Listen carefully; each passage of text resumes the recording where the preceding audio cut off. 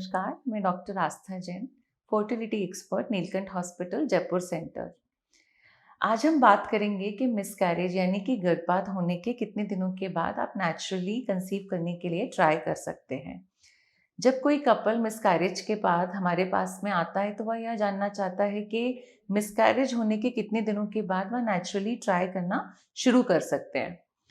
तो सबसे पहले यह समझना ज़रूरी है कि जो गर्भपात हुआ है,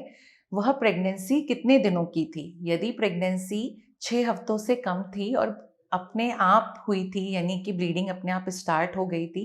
तो ऐसे कपल्स को हमारी सलाह होती है कि वह 1 महीने का गैप पीरियड लेकर के, यानी कि जब उन्हें नेचुरल पीरियड आता है, उस साइकिल से नेचुरली कंसीव करने का ट्राई कर सकते हैं। लेकिन जिन कपल्स में प्रेगनेंसी 6 हफ्तों से ज़्यादा की थी, या उन्होंने टैबलेट ली थी गर्भपात के लिए, या उन्हें डीएनसी करानी पड़ी थी, ऐसे कपल्स को हम सलाह देते हैं कि नेचुरल पीरियड आने के बाद में या डीएनसी होने के बाद में उनको 10 से 14 दिन के बीच में एक सोनोग्राफी करानी चाहिए, या कंफर्म करने के लिए कि प्रेगनेंसी का कहीं कोई टुकड़ा गर्भाशय के अंदर तो नहीं रह गया है, या जो लाइनिंग बन रही है वह उपयुक्त रूप से ठीक तरीके से बन रही है या नहीं बन रही है। अगर लाइनिंग अच्छी तरीके से बन रही है तो ऐसी महिलाओं को हम नेक्स्ट पीरियड में कंसीव करने की सलाह देते हैं।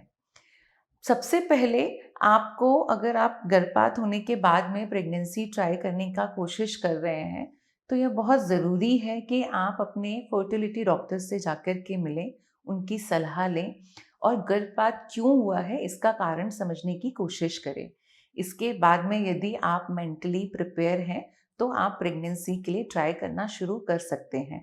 पर यदि अगर महिला बहुत ज़्यादा चिंतित है या कपल के अंदर बहुत ज़्यादा एंजाइटी है, तो ऐसे कपल्स को हम सलाह देते हैं कि वह सबसे पहले किसी साइकोलॉजिस्ट के द्वारा या अपने फर्टिलिटी एक्सपर्ट के द्वारा काउंसलिंग लें, और 2 से 3 महीने तक का गैप लेने के बाद में फिर कंसीव करने के लिए ट्राई करना शुरू करें।